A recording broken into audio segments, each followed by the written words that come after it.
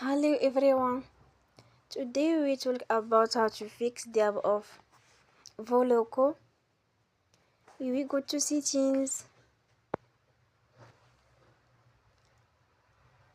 then we click on apps. After that we search the app Voloco and we click. They will on for stop. After that we go to storage. Then we click on clear cache. In the end, turn your phone and you will restart your phone again. Don't forget to support us by like and subscribe. See you next time and thank you for watching.